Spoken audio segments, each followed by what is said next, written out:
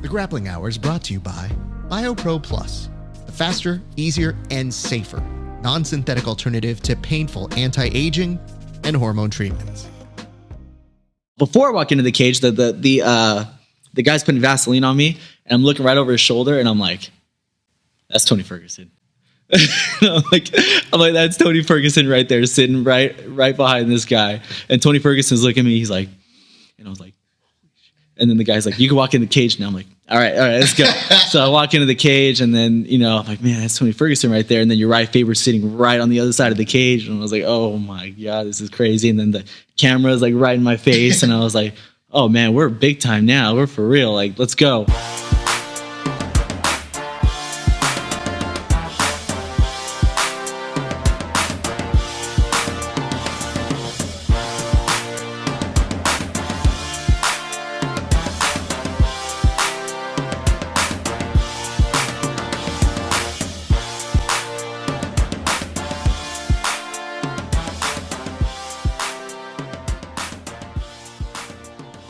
What is up, everybody? It is your friendly neighborhood BJJ podcaster, Rafa Esparza, coming to you with another great installment of Grappling Hour. First of all, if you're watching this, thank you. I hope that you enjoy the content that we produce. We get really, really good interviews. I'll give you a peek. Yeah, this guy. All right, we'll come back to him in a second. But for right now, I want to talk about this. If you're watching this right now, I would love for you guys to get early access to our interviews. Go to HY.PAGE/Grappling Hour and become a member of our community. Early access means you see these interviews 30 days before anybody else. And if you want the premium stuff, aka something I'm about to do with this guy in a little bit, which means tape study. If you saw this man's fight, I think you want to see that tape study. I would highly recommend you become a premium member of the Grappling Hour family. Go check out those prices. Again, HY.PAGE/Grappling Hour. All right, let's get straight to business here. I don't want to say that this man and I have words. We don't really dislike each other. It's just he has become a member of the family in a way that allows me to talk light trash to him and not feel bad about it. Now, granted, I don't know how he perceives some of that because he smiles, but then he goes and fights, and then you realize, oh no, he's terrifying. This is probably a bad choice on my part. Having said all of that, I will start with this. First of all, welcome back, Bernal.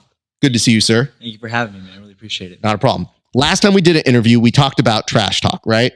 And then we talked about the element that sometimes I feel comfortable enough to trash talk people, and you were like, I welcome it. Mm-hmm. Have I crossed a line at any point in our trash talk thus far in? Not yet. Not yet. Do you expect me to? No, there is no line for me. For me, there is no line. Okay, you say that. But I don't know if you noticed this, but when our interview went public, I get notifications every once in a while. Okay. So I want to say maybe about 2 months ago, a month ago, I got this random little notification that said there was a comment in there. And one of the comments, somebody listened to the interview, you could tell, because they go, yo, this man is straight up trash a Monopoly. Tell him I said that.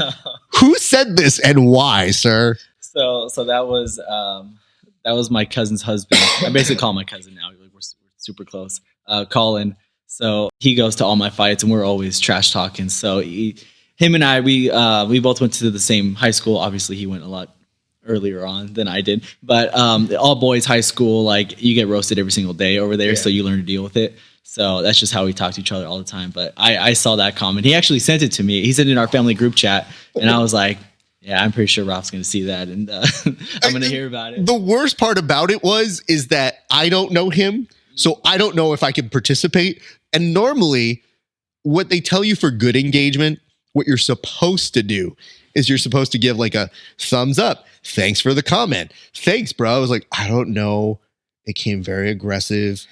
He may have issues. There may have been a bad Monopoly game that I'm not aware of. I don't want to get in between here. But now that I know he's friendly fire, this is good. It's just, I should ask the follow-up question as a good journalist. Has he beaten you at Monopoly? He has, but not recently. Okay. You paused for a split second when you go, he has, and I thought the next sentence you were going to say, but I want him tested I want to see if he's a natural Monopoly player athlete. No, man, he's good. He's good.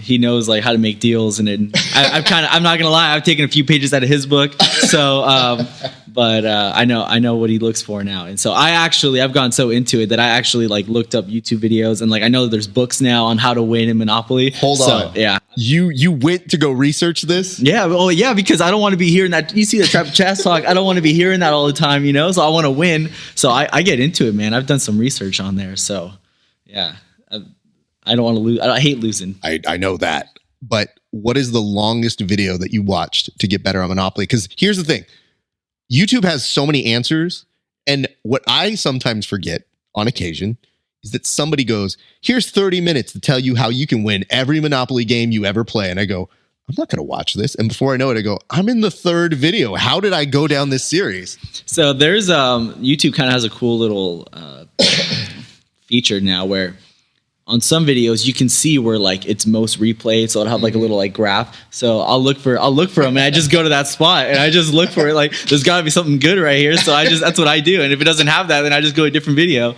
So I'm gonna put you on the spot because I don't actually want to go watch these videos. Right. What's one piece of advice you would give me that you've seen on the video? Give me the most replayed. I literally just did what you did and then just fast forwarded and I found you. I would say you got to look for the properties that are like in the middle. So don't look for, everybody looks for Boardwalk and Park Place. Like you don't need that because the statistics don't show that you're going to be hitting that or anybody else going to be hitting that. So don't be looking for that. And it's too expensive. You're going to lose. So you go for those middle ones, like the orange ones. I don't remember what they're called, but you go for those, like you're going to be sitting pretty. So. Okay. This is good to know. Thank you. I just like that you're like, you should put that behind the paywall. You know what? That's the thing. We're going to yoink this part out of the interview. I like that you go, the statistics, Raph, the studies have shown this. And I go, who's doing this study? But I'm glad that you've done this research. And it does show me that you, like when I do get bugged by something like this is part of the reason why I don't play video games, is that I would only go home and become obsessed with beating my friends as opposed to enjoying the game. So I take myself out of those things. How have you been, man? How's training gone? We obviously have a fight to talk about. We will. But how have things been going for you, sir? What have you been up to? Pretty good, man. It was a long camp. We started like in the middle of July. So getting ready for this, we got the first call about the show, and it was the first time the A1 combat was going to be in LA. So they heard about us and they wanted us on the card. And so my coach called me and he was like, "Hey, dude, like URIJAH FABER wants us to fight for him. Like, what do you say?" And I'm like, "Let's do it." So they gave us a good. I was still coming off that rib injury, so I really wanted to make sure that I was all healed up. So we trained since the middle of July all the way through till October. So it's all I was doing. And you really want to win your pro debut. Like you don't want to start off 0-1. I mean, there's been some really good guys that start off 0-1, so I was like trying to remind myself about that. Like Aaron Pico started off 0-1, like like maybe it's not so bad, but you really want to start off 1-0. And so the whole time I was just thinking that, and then getting into the weight cut and making the weight, going down to 135 because now you weigh in the day before as opposed to same day. So that was a big difference. So it came all about the weight, and then finding an opponent was really hard. So we had like 3 guys pull out, and then. So yeah, we knew it was going to be tough because we were going to have a hard time finding an opponent, and someone that was going to take it was not going to be an easy fight, and it definitely was not an easy fight. I can tell you that much. So, yeah, so it was really just training and dieting for like 3 or 4 months straight, like nonstop. So it was really good to get past that. So now I'm just kind of relaxing a little bit, and then. Just training and enjoying it, and was trying to see what comes next. What is the first thing that you do when you get to decompress? Like, obviously, people have their meals that they want to go to. People have things that help them get their mind off of stuff. You fight, you win. First thing that you do that kind of gets you outside the fight game. So every single time that I fought, right after the fight, we find pizza to go to. That's just like, I'm a huge like pizza. What kind of pizza? So I like it. I just like thin and crispy, like anything thin and crispy, but I don't really like a whole lot of stuff on it. I could just like the pizza just to like, like we're going to be here all day. I just like it, like to let the pizza do the work. Like it's not really so much the toppings that make it. It's like the ingredients that go into it. But, it's kind of hard to find a really good spot. Have you yourself gone out to try and make pizza? I I have not. I want to get like a nice like oven, like a wood fired one. That would be really cool to do. I've watched so many videos like when it's fight camp and it's like the last 2 weeks, all I'm doing is watching pizza videos. Like that's literally all I do because and people are like, why are you doing that? Like you're torturing yourself. And I'm like, well, I'm gonna be thinking about it regardless. So I'm just gonna watch these videos so I get it out of my head, and then I can go and live the rest of my life while I have to, and then I'll after the fight, then I get to come back to these videos and okay, I gotta go here, I gotta go here, I gotta go here. Interesting. Okay. Best pizza in California. Okay, so I recently tried some of the top rated spots in LA. So I would say Prime Pizza in LA is very, very good. Their crust has like a little bit of sourdough in it, so that was something I was not expecting, and so that was fire. And then I recently tried Apollonia's, which is really close, and yeah, they were really good too. Super, super good. But I'd say Prime is probably the Prime best. is your Prime. Yeah, if you will. Prime is Prime. There's a reason it's named that. Yeah. All right, let's pivot here. I do want to kind of come back to the actual fight itself. I'd like to compliment you because that was not an easy fight. It was very close. We'll go ahead and preface it with that. But I say that as somebody who was obviously rooting for you, but also sitting there and trying to watch it objectively and going, okay, it's going to be tough to win here, but you found ways to win. And again, one of the things that I really admire about your game is that you're such when you got to really get down and win, you find your way to win. And in this fight, the thing I was remembering so hard in round 3 was, yeah, he wants this. He can win this. It's gritty. It's tough. And it is, I think, a credit to your wrestling, obviously, but also your jiu-jitsu, man. It looked pretty good. And there was some really big attacks. I think there's this epic, you have this Americana, is it? Or a Kimura? Yeah, it was a Kimura trap from half guard. Yeah. This Kimura trap that you were trying to get, that look on your face was amazing. It was maybe the most warrior thing I've seen out of you yet. Do you mind telling me what was going on through your head on that? Yeah, so, like the whole camp, we were just working like guillotines. We actually had anybody that watches like BJJ Fanatics probably know Placido Santos. So he came in, did a seminar with us on high risk guillotines. And so ever since then, I was like, dude, these are like so good. So I was working those like crazy the whole camp. I was catching them from everywhere. So I was like, I don't think this guy's going to shoot on me, but if he does, he's getting guillotined. And like I felt so confident in it. And there was a couple times where I thought I had it. And then so I went for it.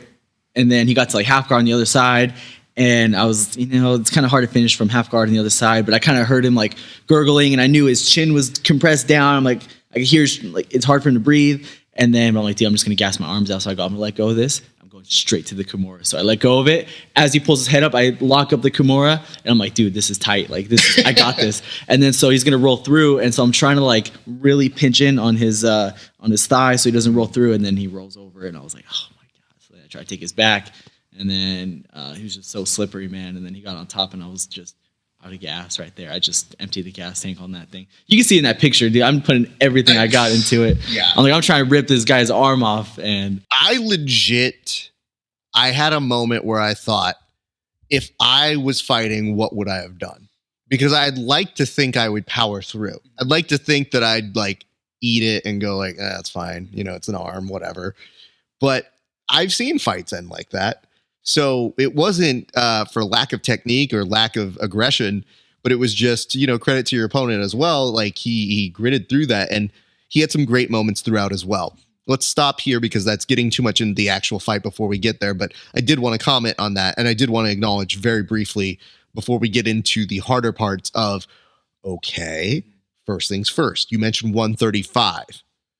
What was that like? Because let's look at you right now, okay? You don't scream to me at this moment. I'm going to put the camera on you as 135. And I say this with a lot of admiration for your ability to be a professional and make the weight. But I know that's not easy just because your stockiness, your ability, like sometimes the body just doesn't cooperate. But you did look good. But what was that experience like? Was this the first time at 135? Yeah, this was the first time we made 135 because in California, for the amateur shows, you weigh in the same day. So the fact that we're fighting pro now and you weigh in the day before, we're like, okay, we can be fighting 145. People will be cutting more weight. So we're like, okay, we're gonna go 35. And then our original plan was to do like a test cut, but we didn't really have like the time to do that. So we're like, we're just gonna go ahead and just do it. So we got like our nutritionist and our dietitian, Dan Rosales. Shout out to Dan. Dan's diets. So he's really good. He's done cuts for Donald Cerrone, and he works with Yair Rodriguez. So he's worked with some dudes, and I felt so bad. So brief story about this.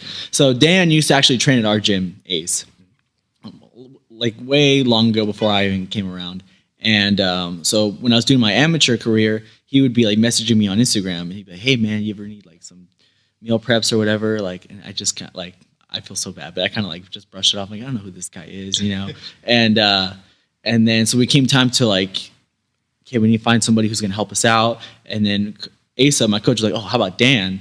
And I was like, "Oh, you mean this guy?" And he goes, "Yeah." I go, "This dude's been messaging me for years." And I got to ask him. Like, I felt so bad, but super awesome guy and super helpful. And so he got us like, he goes, "Okay, this is how I did it with Cowboy. Obviously every fighter is different, but he goes, I know we can do it."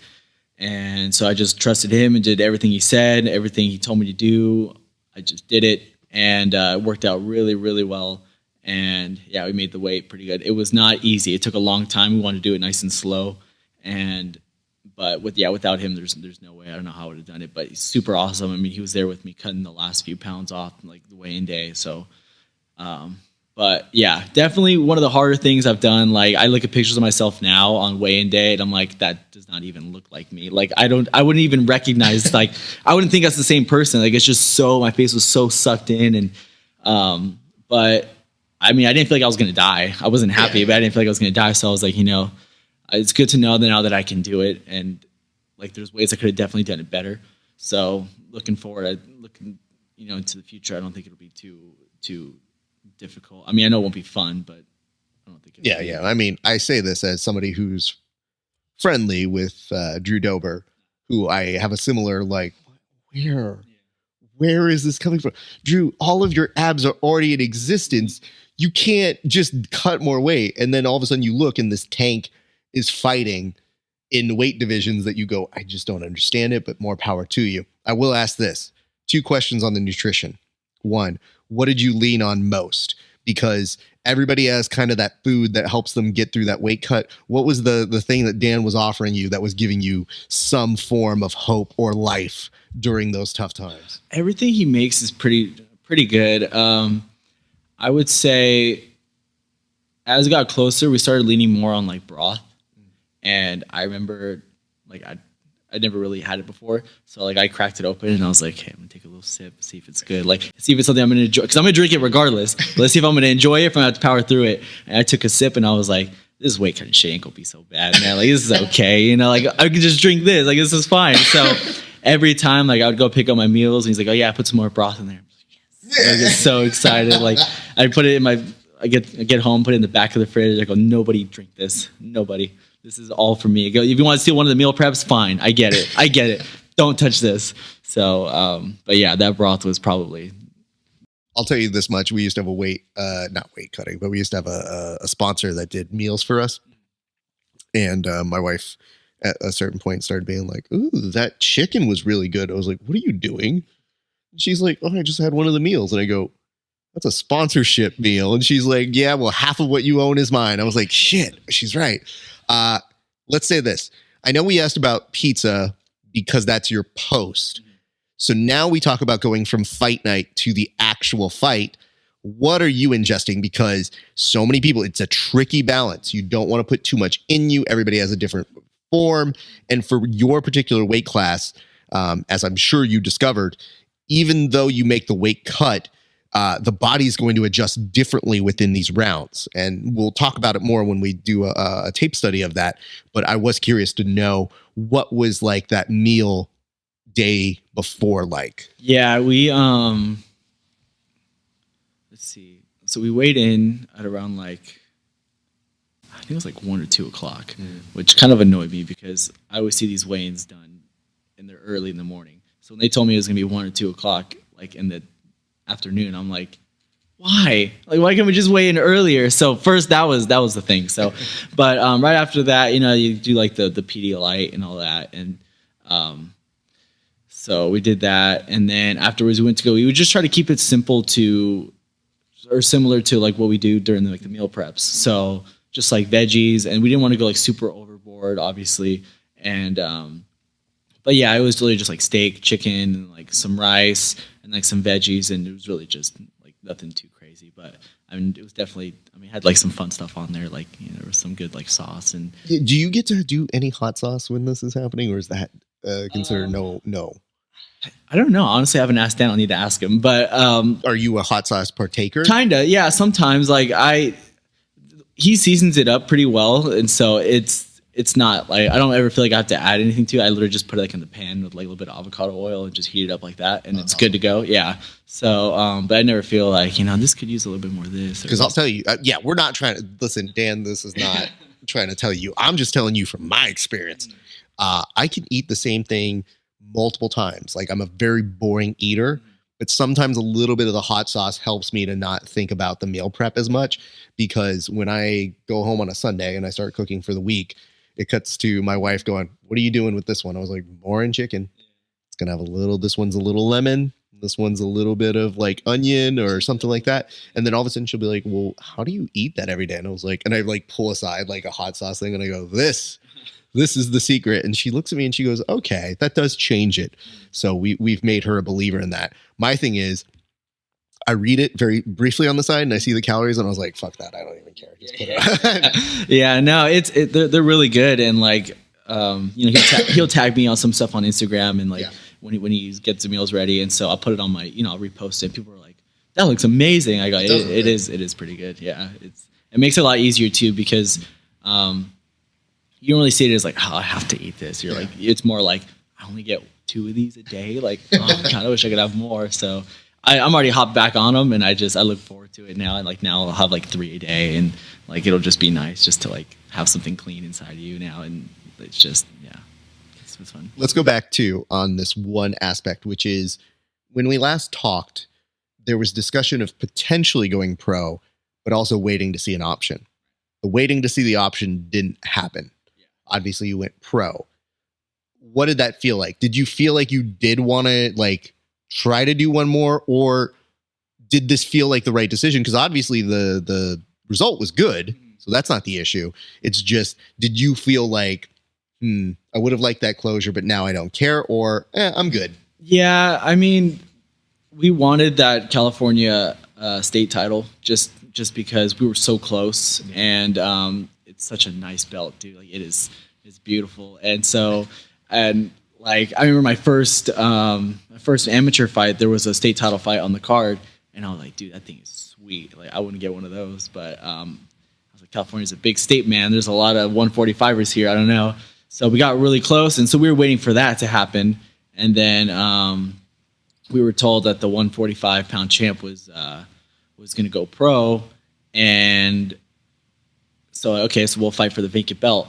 And then ended up not going pro and took a fight with somebody else. And so I were like, okay, forget this. So we're just gonna go pro now. So I'm not waiting around anymore. So I don't want to take another amateur fight unless it's for that title.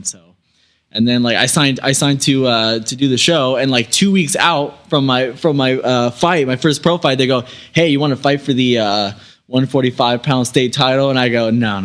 I was like, first of all, I'm about to be the co-main event on a UFC Fight Pass card. Okay, so I got bigger fish to fry. But I was like, why are you guys asking me now? Like, this is just ridiculous. So, and they asked me like 3 weeks out from the date that they were going to do it too. And I was like, this is just, So I didn't even respond. My coach did, and he had a big old long message. So it was so funny because he was like, he likes to do that thing where you like voice speak, so it types the words out for you. So it looked like he was talking to somebody on speakerphone. He was talking so long, like it was so funny. I just see him in the corner, and he's like, he's got his hand, he's like. And another thing, while we're on the subject, did not approve of this. Man, that is a bummer, but things have a way of working themselves out. And you mentioned that you were co-main event. Weren't you main event by the time the actual event happened, or was it still co? I don't remember. No, yeah, it was still co-main. Okay. Yeah. Now, let's talk about that. Because in my head, it's one thing to make a debut. And some fighters are good about being like, I don't care where, when I fight, I just fight. Was there any additional pressure for you to deliver having that prominent of a spot? Because most people, when they make their debut, do not have that high of a spot. Yeah. That was definitely like part of it, because I mean, again, for me, it didn't really matter where I fought. Like, people were going to come and support me regardless. Right. But obviously, for me, the big part that really starts to get to you is when you first show up, you go to the locker rooms, right, and you're sitting there. And then, you know, as the night goes longer, it gets emptier and emptier and emptier. And that's the part that really, like, kind of gets to me, is like, okay, like, so-and-so's gone, like, they're not coming back. And before you know it, it's just, since I was co-main, it was me and one other fighter in there, and it was super quiet. So that kind of puts a little bit more pressure on. Of course, being on, like, UFC Fight Pass, like, if I was, the card was on UFC Fight Pass, so if I was a prelim or whatever, I wouldn't have been on there. So the fact that, you know, like, UFC Fight Pass, they have an Instagram page and everything, so if you get brutally knocked out, like, they're going to post you. Yeah. So that's the thing now. It's like, you go to an amateur show, like, you know, people that are there are going to see it, but maybe some people have it on their phone or whatever, but it's not going to be posted on Instagram to, like, millions of people. So, and fighting the guy that we were fighting, who's his last fight, he knocked the dude out unconscious, face down, and knocks people out on the amateur cards that we fought on. I was like, okay, yeah, we've got to make sure that doesn't happen. So, but yeah, definitely a little bit of extra pressure for sure. You look like you handled it well, so that's good. From what I could gather on my side, you understood, okay, this is my professional debut. It just so happens that it's in California, Los Angeles. That's going to be a little bit of a hometown sort of vibe where you're going to have a lot of people. Thank you, senor.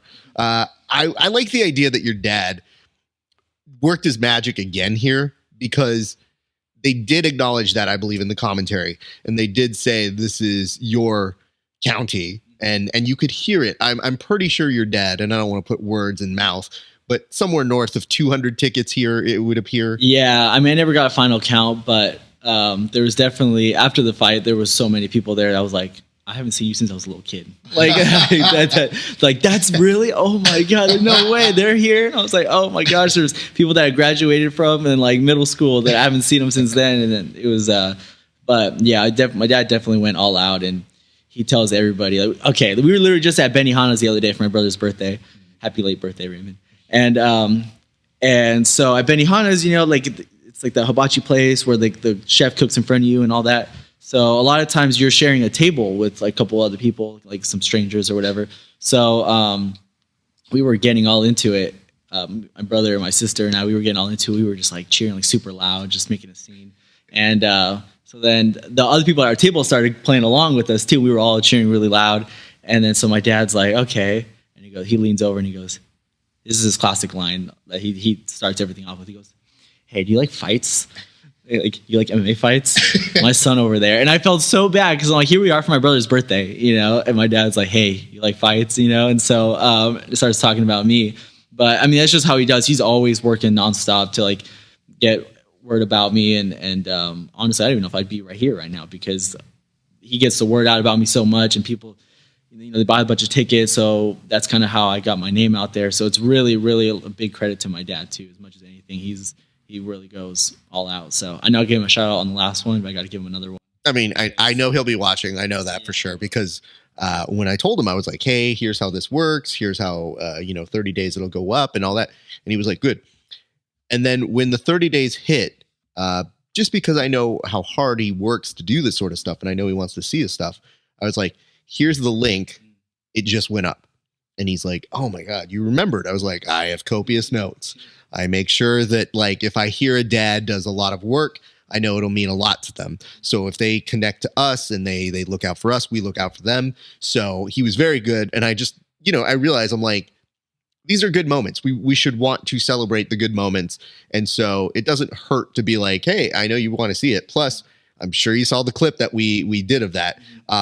Did you get any response from that? Because when we did put up that clip where we were explaining your dad's processes, the only thing that I was a little worried about was, I was like, I don't want to ruin this man's marketing ability. Like, I don't want to put him on blast where people are going to be like, you know what? He's doing too well. I don't need to support this. No, he, I've had so many people just come up to me and like, I had no idea who they were. And they're like, yeah, your dad, the way he talks about you, man, like we got to watch you fight, you know, like he showed us like some videos, you know, and, so it's definitely like it's super nice having that because, you know, like no matter what happens, you're going to have like support from a bunch of people, you know? Yeah. And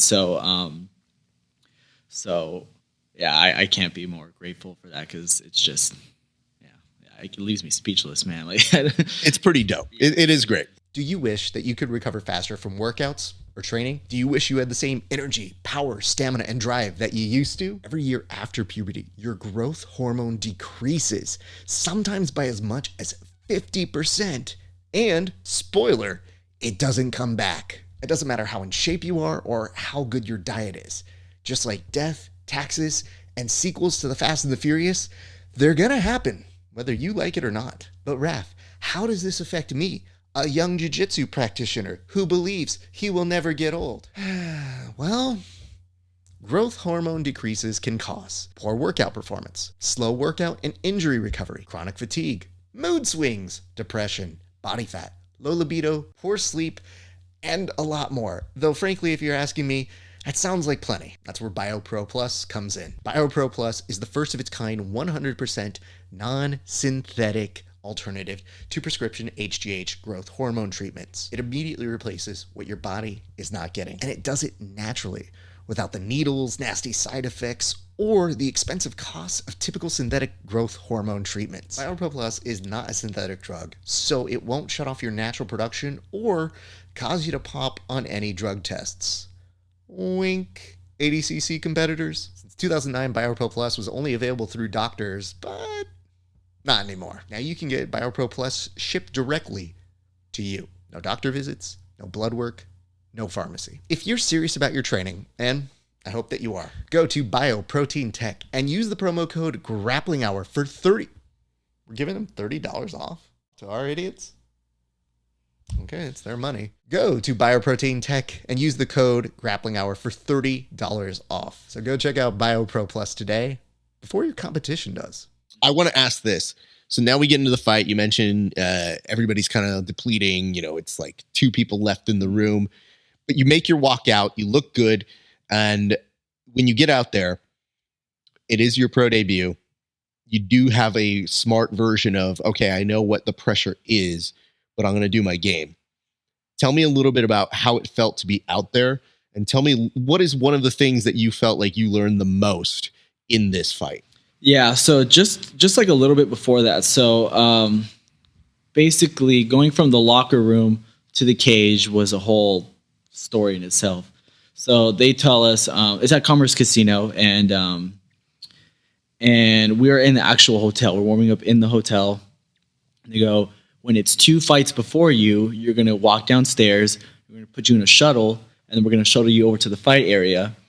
So when the 2 fights before you is in the cage, you'll still have some time to warm up, you know. So we're like, okay. So, you know, we're getting our warm up in the locker room, and they go, okay, fight number 8, which is me. Like, it's time to go. Fight number 6 is walking out. So, okay, cool. So we have to walk down this big old like flight of stairs, and the guy who wraps my hands is we call him Mr. Miyagi because he literally looks like Mr. Miyagi. So like on the back of my shirt it says Miyagi Boxing. It's because of him. So Mac, he's like 90 years old. He wraps my hands because he's been doing this longer than I've been alive, and longer than my dad's been alive. And so he's doing it, and he could barely see, you know, and he's barely like fragile, but he wraps hands like super well. So that's why we bring him. And so we were walking him down the stairs, and we get to like outside. We're waiting for the shuttle to show up, and it starts to like drizzle. It's getting really cold, and we're waiting out there for like probably 15, 20 minutes. And I'm like, dude, this is crazy. And then finally the shuttle shows up. I'm like, okay, thank God. So we get in the shuttle. Like, all right, let's go. And I can hear the fight. So fight 6 is ending. Like they start announcing the winner. So the fight right before me is now getting ready to walk out. So I'm like, we got to get over there like soon.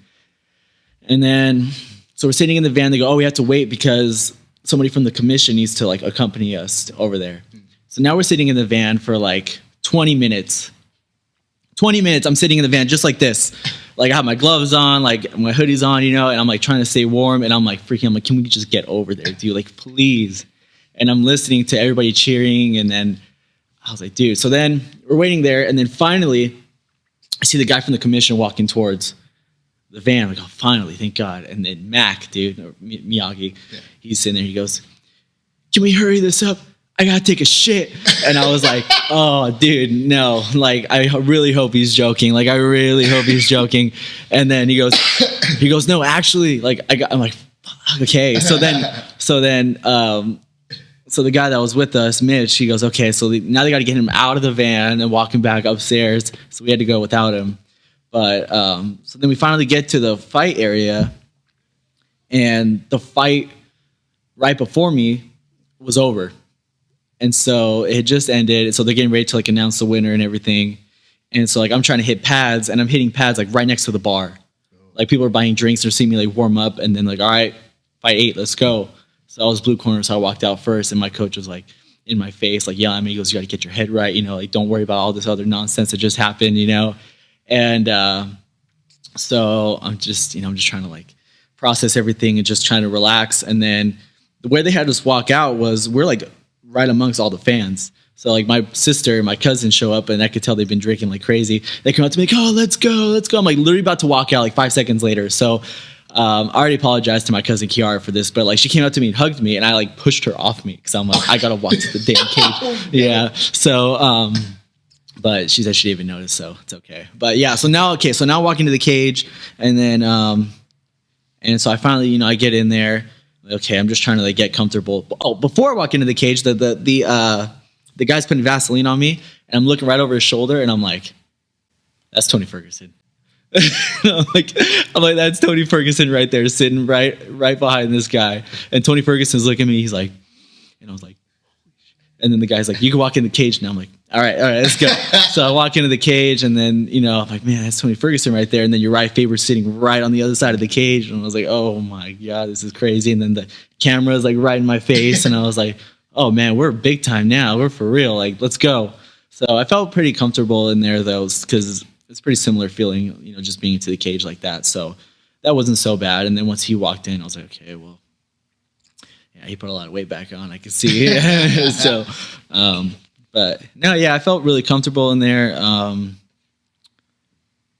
Yeah, it was good. It was just seeing like Tony Ferguson. That's where I was like, oh man, dude, like there's eyes on this now. Like that was super cool. Let's backtrack here. Okay. So I asked you originally, what did you learn the most? So I want to go back to that because I think it's cool to get, by the way, thank you for telling us that, to get that background, because I would have never known any of that stuff. I've seen snippets of in the past, especially at Commerce, I've covered fights there, fighters getting warmed up in the most ridiculous of places. And you mentioned by the bar. So I know it's got to be weird, especially when family members are like, he's accessible, let's go talk and give him a pep talk. And it's like, no, not the time. Having said that, there's a whole bunch of things that were wild, that were crazy.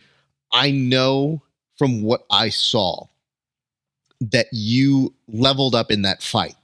So I wanted to know, what was it that you pulled away the most? Because yeah, I've always thought you had a tough grit to you. When you mentioned that you had a rib injury, you know, I knew you could work through a tough situation. This was tough in the sense that you had your back up against the wall points-wise. So there was not an assurance you were going to win. It is a close fight, and sometimes it comes down to judging preferences, to the point where some people were saying, oh, I thought that guy won, or stuff like that. For you, where do you feel like you learned something, and what did you feel that you learned in this fight, if anything? Right. So, I mean, we take a lot of pride in our ground game. And so the whole time that was the plan. And we knew this guy had like really good hands and good knockout power and trained at a really tough camp. So the whole plan was going to be like, okay, like, you know, box a little bit, and then when the takedown's there, take him down. So I took him down like pretty much every time I shot for a takedown, I took him down. Holding him down was the issue. And there was when I watched the fight back now, I'm like, okay, there's a lot of times there where I was trying to control him when I knew he was out. Like I knew he was out, and I was like, not so much that like I was stalling, but I was like, okay, like what's my next plan here? And I'm just spending so much energy like trying to hold him against the fence when I know he's out. So I think usually, like, again, the whole game plan was take him down and just ruin him. And when it clearly that wasn't working, I had to start boxing, and my boxing was actually pretty good. And I learned I had to like trust in my hands a little bit more. And I also knew that even just because there's a game plan, obviously you want to stick close to it. But if something else is working better, you got to like stick with that, you know. And it was really hard to hear my coaches this time. Usually I could hear them pretty well. It was really, really hard. And so I had to lean on kind of like what I was thinking. And I just feel like I didn't really think as well this fight. There was a lot of things that I felt like I could have, like, why wasn't I doing this more? I wasn't doing that more. But when I think back to how I was thinking during the fight, it was like, okay, we got to stick to the plan, stick to the plan, stick to the plan. And it's like, okay, well, if the plan's not working and something else is working better, you got to stick with that. So I think I just kind of learned to like just trust myself a little bit more and just think about how the fight's going and just keep on doing what's working, you know. I mean, I saw adjustments from my perspective that you made that I thought were very solid. We talked a little bit about that Kimura that you were hitting. Epic. One thing that I wanted to ask in terms of like, when you know that you're kind of close, what's your corner telling you? Because you know that this is a back and forth game and there's no assurance, like I said, that you would win, but you can make a statement in that third that makes the argument. But for here, it was like, damn, even that third round, that was a good round.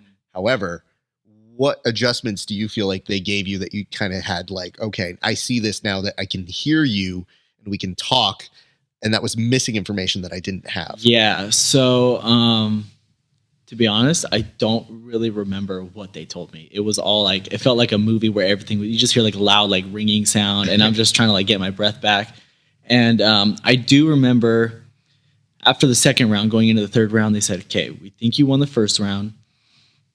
The second round's close. We don't know. They're like, after the fight, they're like, we kind of knew you probably won the second round, but we didn't want to tell you that. We didn't want you to like coast. And if it was close, we didn't want you to go in the third round. Okay, I'll just like coast here. So like, who really wanted you to get the third round?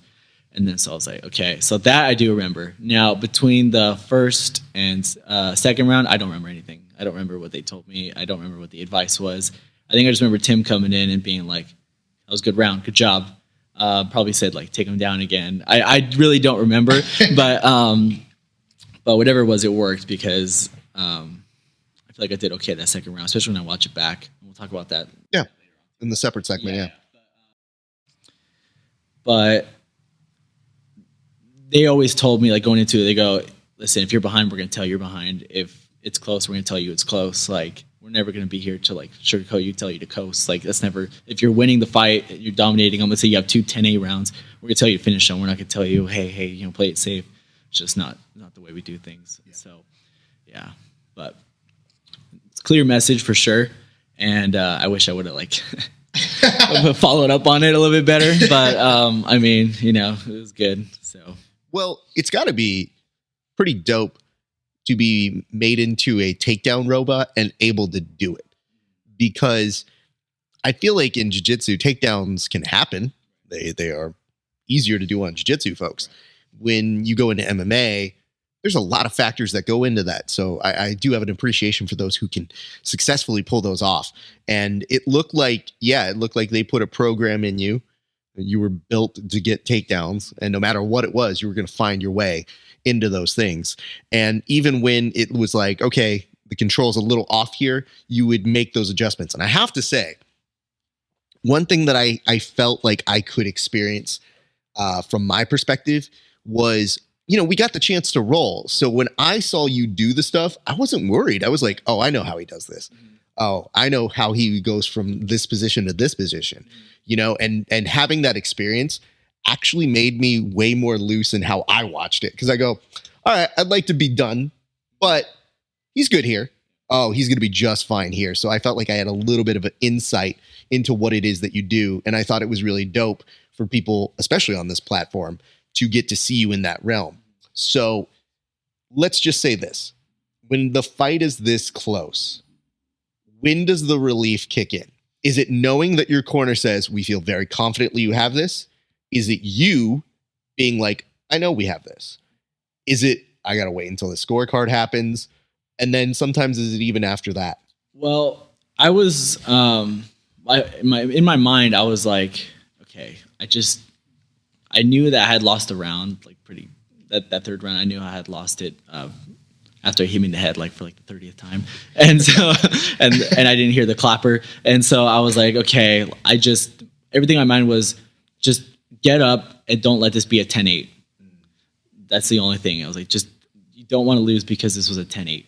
So everything I can was trying to move.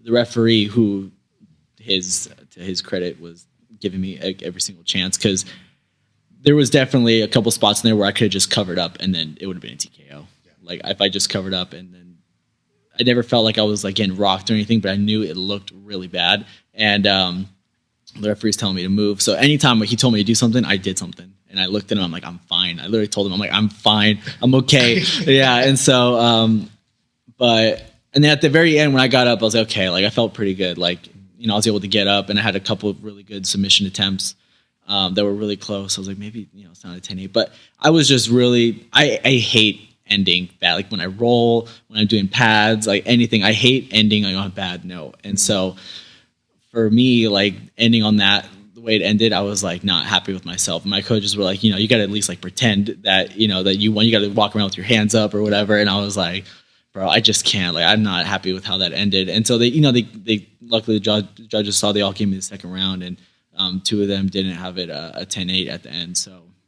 I went by majority decision. So I was like, I was happy that they called my name, and not so much that I was like surprised, but I was just relieved that I was like, hey, they got it right, because you never know anymore with these judges. Sometimes it's some terrible. That's the whole thing is I'm looking at my wife as I watch it, and I go, all right, we'll see. Like we're not in charge. Yeah. The fight's over. Now it's an interpretation of that fight. And fortunately things worked out for you. But I think it was a good debut. Like, I think it's one of those debuts that you kind of probably will work even harder from. And that the little bit that we got to see is like, okay, he does have talent and he does have that grit. And yeah, when he's under duress, he's saying things like, yeah, I'm fine. This sucks, but give me a second, So I was very happy about those things for you.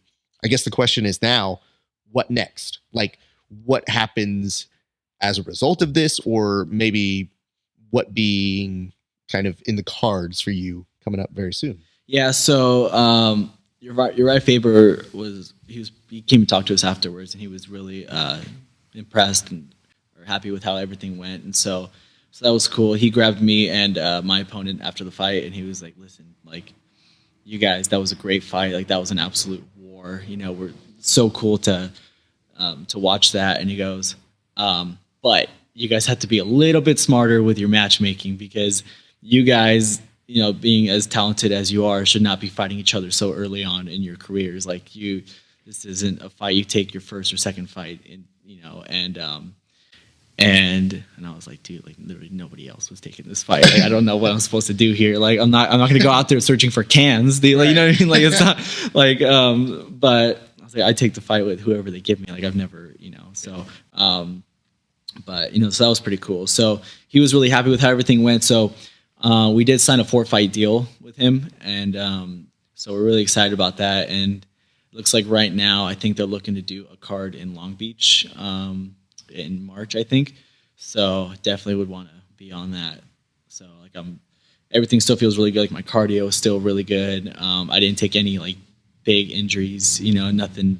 There was no concussion. There was no, I didn't tweak anything really bad. So, yeah, I'm already back training and everything. So I'm like ready to go. Yeah. I always love when these things happen, because obviously, not everybody I'm going to interview I'll roll with, but we are going to train. We made the decision this time to reverse it. Last time we trained, then interviewed. And I was like, I don't know if he wants to be on camera if I happen to do something good.